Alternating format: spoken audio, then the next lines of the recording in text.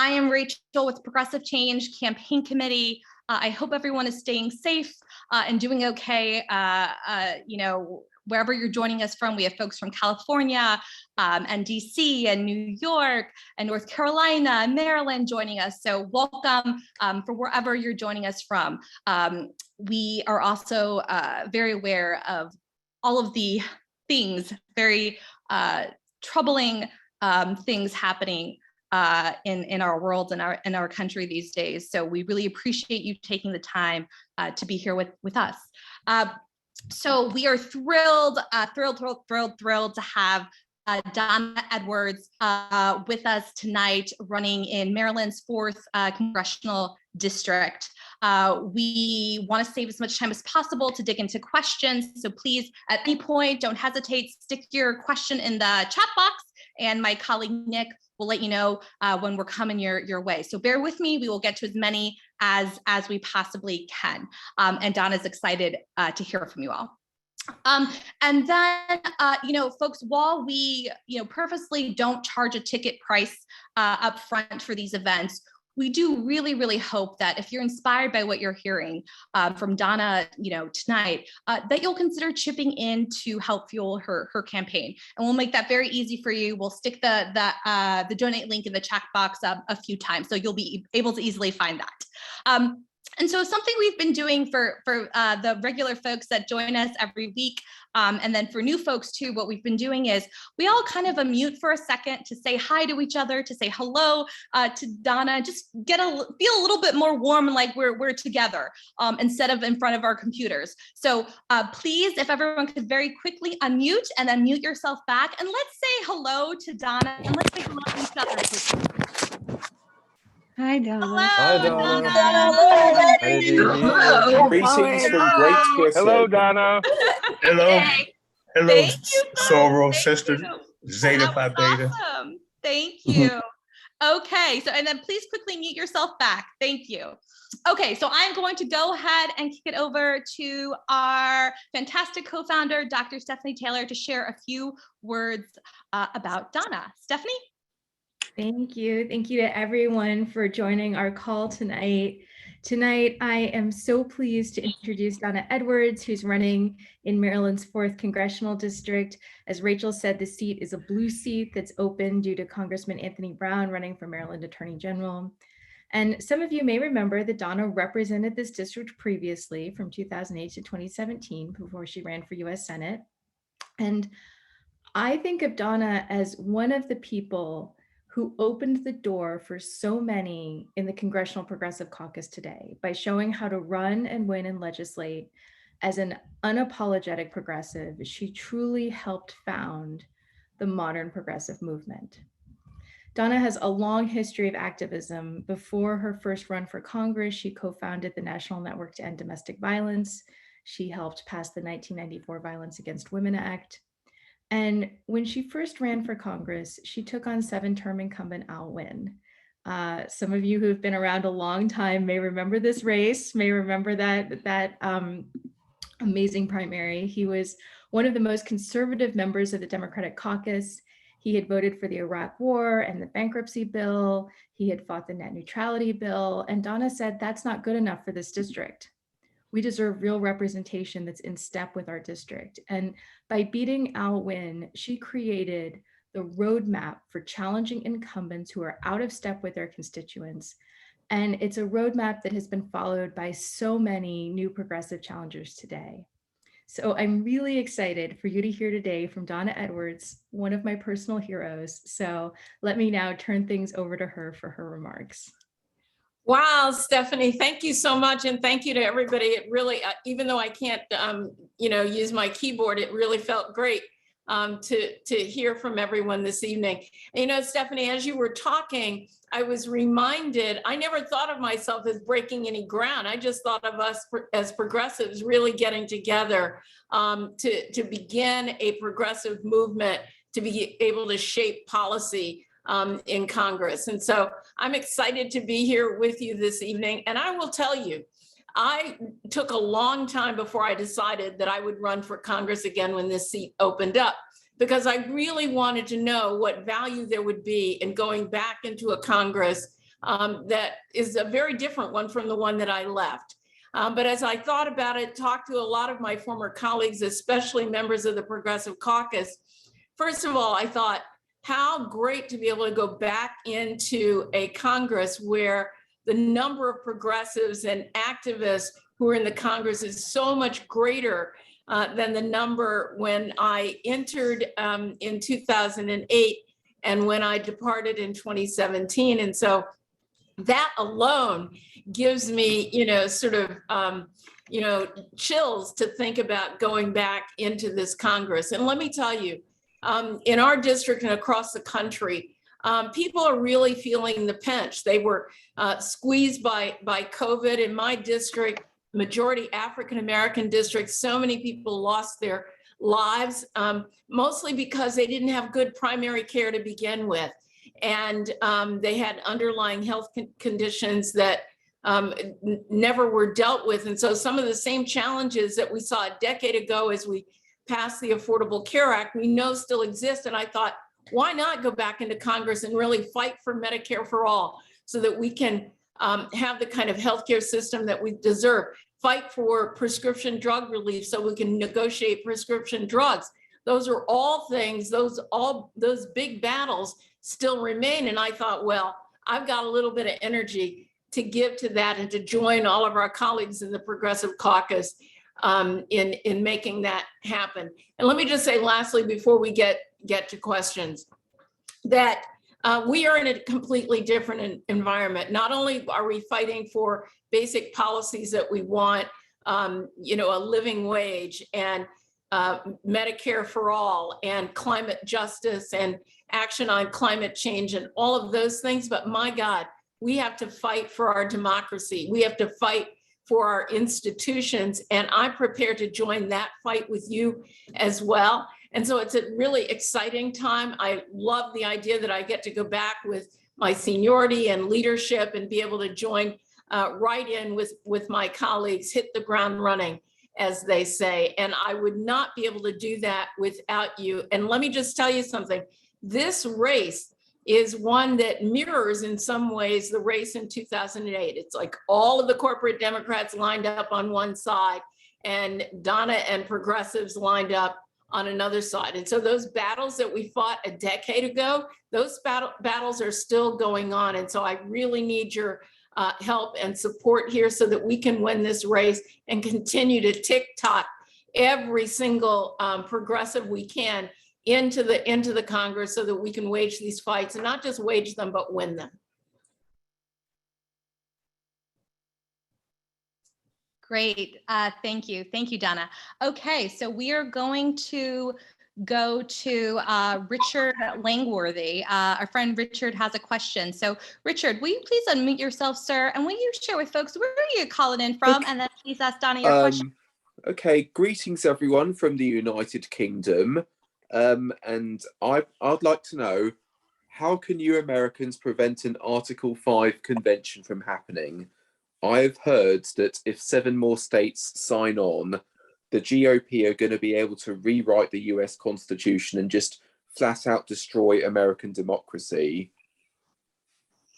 Well, thanks for the question. Look, I think that the key for us to win on our progressive values and policies in the Congress is what we need to mirror in our states. I mean, we went through the last 2 decades of losing one state legislature after another state legislature. And the way to prevent bad things from happening in Congress is to elect more progressives into the Congress. And the way to prevent bad things from happening in the states is to elect more progressives in our states. And so as much as we have to pay attention to what's going on at the federal level, when we vote and when we challenge our friends to vote, we have to vote from the top of the ballot all the way down to the bottom. And that is the way we prevent these kind of disastrous ideas from taking fruition. Thank you, Richard, and thank you for joining us. Thank you for the question. Okay, up next, we are going to go to Joyce Viscucci. Joyce, will you please go ahead and unmute yourself, and will you share with folks where are you joining us from? Hi, I'm joining you from Lakeland, Florida, and I have my two sisters with me. They've joined around the table. That's okay. That's okay. Because I cannot tell you how excited we are that you are running.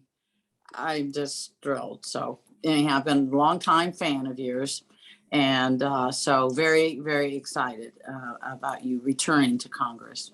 I guess I'm supposed to ask my question, which is probably pretty one that everyone always asks, but you know, with so many priorities, I mean, it is just beyond overwhelming.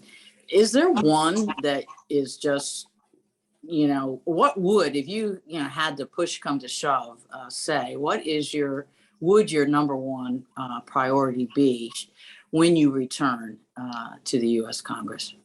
Well, Joyce, thank you so much. And to your sisters, we can't see on camera. I get that. That's all right. I understand it. I have sisters who wouldn't want to be on camera too.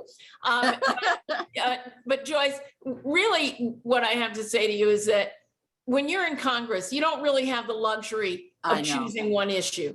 And not just that, but sometimes circumstances happen, things happen that take over the day. And I think as progressives, we have to be prepared to fight.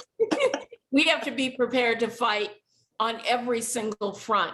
And so when I come in, we're going to make sure we stay focused on healthcare and on Medicare for all. We stay focused on negotiating prescription drugs. You know, prescription drugs are so important to me. I was diagnosed with multiple sclerosis at the end of my term in Congress. I had probably lived with it for about a decade and didn't know it. But when I got out, I was lucky. I had decent health insurance, very expensive decent health insurance.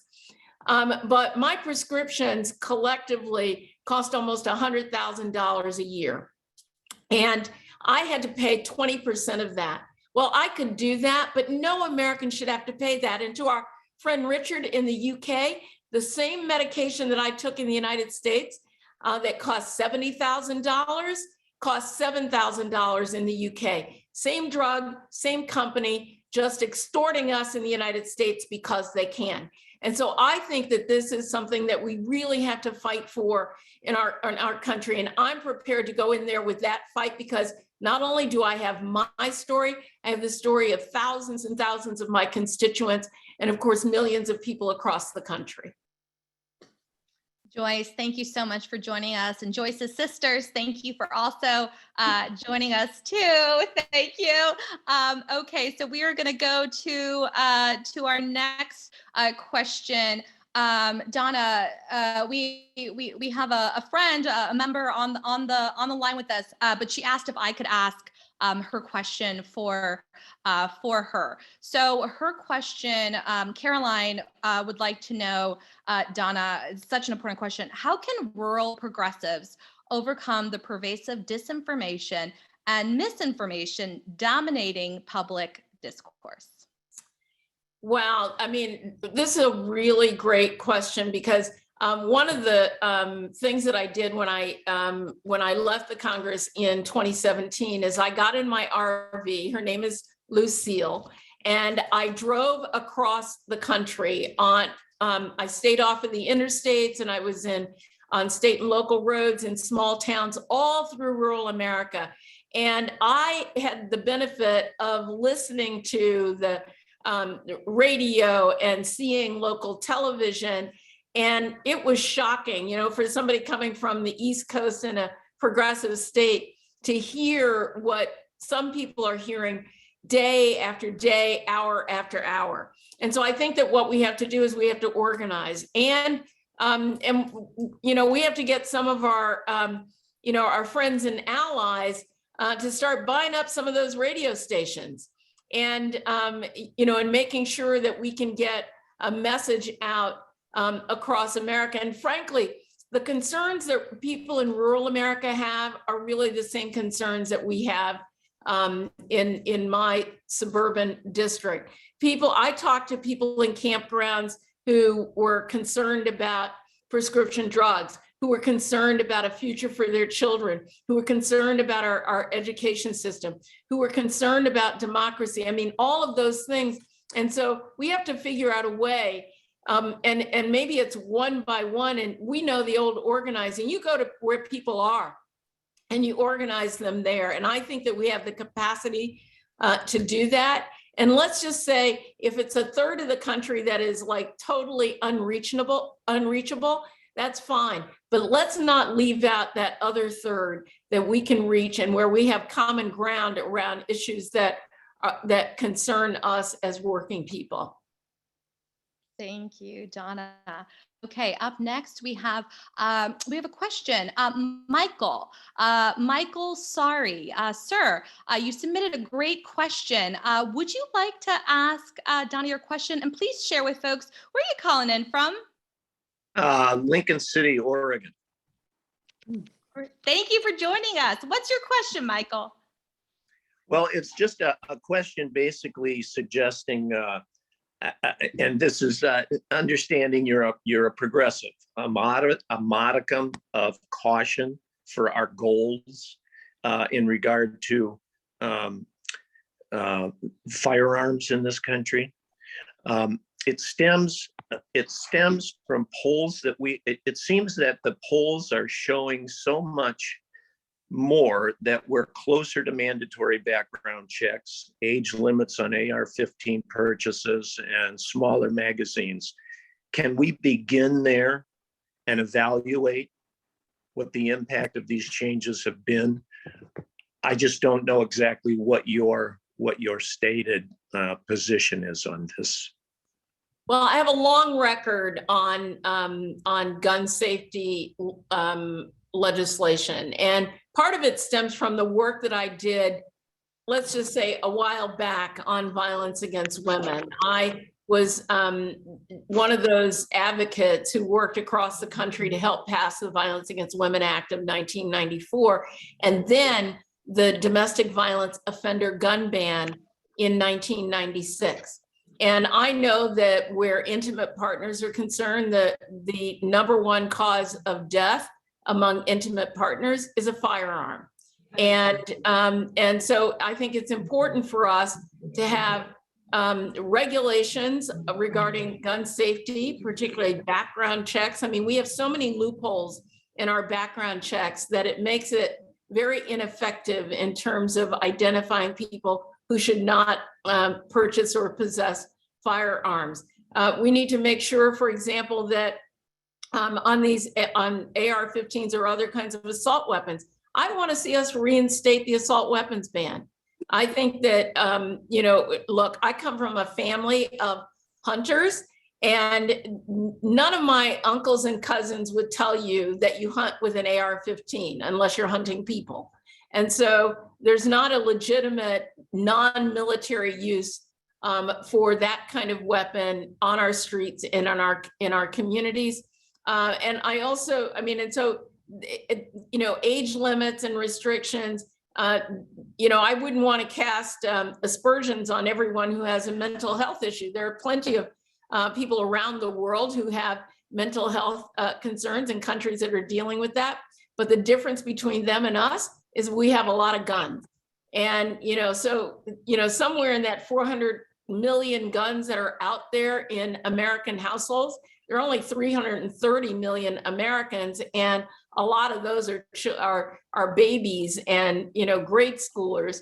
And so we just have more guns that probably are in the hands of people who really should not have them. And I think that we can come to something sensible that allows people to do their hunting, but not to use high capacity magazines and assault weapons to do harm in our schools, in our communities, on our streets.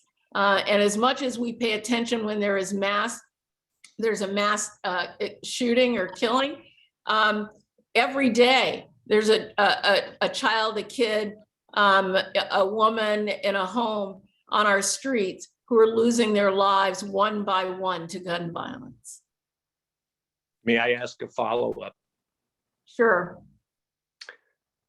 one thing we've been doing in this country for the last 20 years. Michael, I'm so sorry, sir. Thank you for joining. I'm sorry, I was muted. I want to be respectful of Donna's time, and we have other questions, but my email will be stuck in the G-chat box, so shoot me an email after. Actually, that's a horrible word to say. Send me an email after, and I promise I'll get back to you. So, Michael, I hope you do. I you. would really appreciate it. Of I course, think Michael. there's a little add-on here that it would be interesting to keep in mind. That's all. Thank you, Michael. Appreciate it, Michael. Thank you. Okay, up next, we are going to bring in some folks from Facebook. We have some people joining us online, so I don't want to leave them out of the loop. So Donna, Brandon, would like to know, what in your mind is the biggest thing a guy can do to aid in the fight to stop climate change? Well, it's not just a guy, but it's a gal too. We all can do things to aid in stopping climate change. And one of the things that we have to do is we have to recognize that the United States effort in putting a halt to the changes that are happening at a rapid pace in on our climate is that it's going to require big government solutions too. And I think while all of us can do the things that we, need to, not using as much, waste materials we need. We don't have to have a closet full of clothes all the time. I mean, those are all things that we can do. We can eat locally with food that is produced locally. Those are things that we can do as individuals, but the big stuff that we have to do is going to require significant investment of resources and policy change in order to make that happen. And that's why I'm proud to have the support of the League of Conservation Voters in my run for Congress, because I'm going to go back into Congress as a climate champion and create the policy that we need to be able to move forward. And we can't lose any ground there. Well, we just don't have any more time. Thank you. Not for questions, for climate, on climate. Got it. Okay, Donna, so up next, Lisa would like to know, Lisa's question is, how do you plan to bring good union jobs back to Maryland and the US? Wow, thank you, Lisa, for that question, because it's not a good job unless it's a union job, in my view. I mean, I think that I think, for example, in our trade policy, we have to have we have to make sure that we have trade policy that reinforces the notion that we want, good paying union jobs, whether those are in the United States or someplace else, and frankly, raising the standards around the world will lift standards for the United States. I think that, we have a whole bunch of, factories that are, just not being used. And think about, solar panels and wind turbines and electric vehicle parts that we can manufacture right here in the United States that will create good paying union jobs. And I am really proud. I have the support of all of the state federation and the AFL on my team. And the reason is because they know that when I was in Congress, every time we had a transportation bill, I would insert language in there to make sure that we could do effective collective bargaining and making sure that on these large scale infrastructure projects that we applied Davis-Bacon provisions so that we can have prevailing wage using taxpayer dollars. And so those are all ways in which we can create and keep good union jobs. And after all, if you're building it here, that's a union job here. Thank you.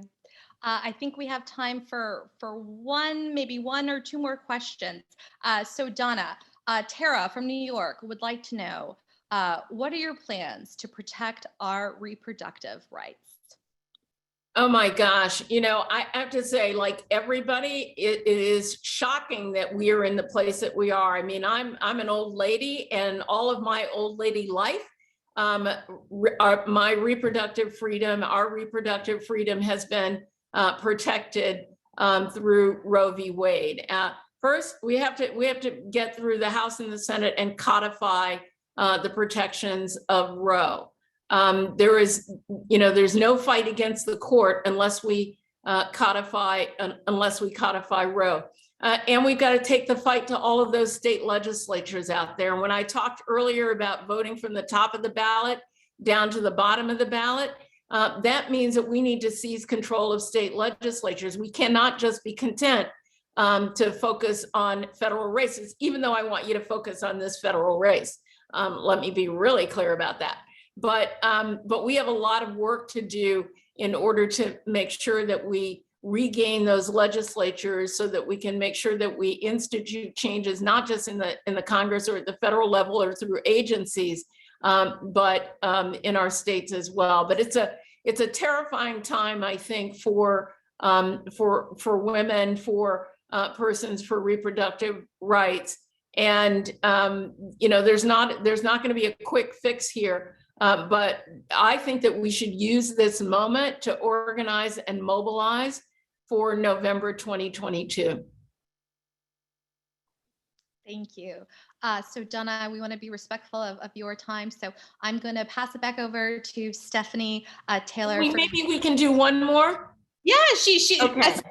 Stephanie's actually going to throw you one more question. The thing about being a candidate is that I get to overrule my campaign manager. So I can do one more question. Okay, so I'm going to throw it to Stephanie for from one more question. Stephanie? Okay.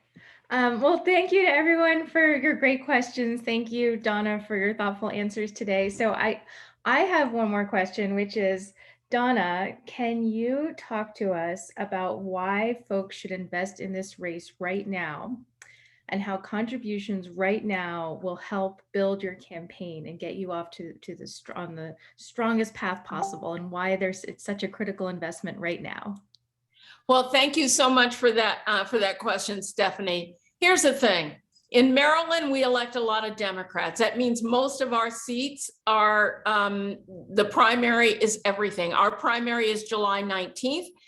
That is just a few weeks down the line. We just went up on air and we're organizing. We've been knocking doors like every single weekend in this race, but it takes money to do that. And it takes your investment to make sure that I can return to Congress stronger than ever, so that I can continue to fight for all of those progressive values that we believe in and that we're committed to.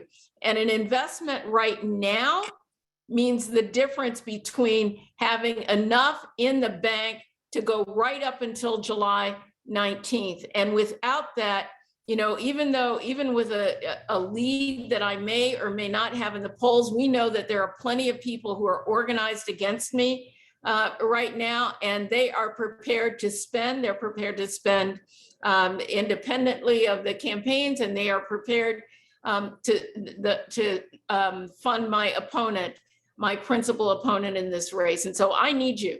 And one of the things that I learned about being in Congress is that you can't take pride in pretending that you don't need help. I need help, and I need help from this community. And when you deliver that help, I promise you that we will deliver a victory on July 19th and then carry that all the way to November until all of you can come in by Zoom or otherwise to the swearing in January 2023. Thank you so much, Donna. So folks, I think you can see why we must help get Donna back to Congress, right? So thank you all so much for taking the time to join us tonight and for your questions. And of course, Donna, all of our thanks to you.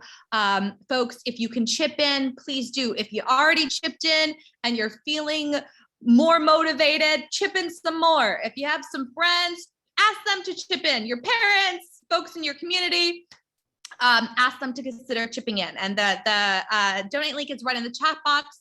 Thank you for taking the time to be here, for your engagement, for being curious about this race, and for learning more about Donna and being here with us. So Donna, thank you. To everyone on the line, thank you. Stay safe, folks, and hope everyone stays safe and well. Thank you, everyone.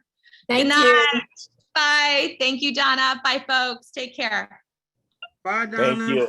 Bye. Bye. Thank you, Donna. Thank you.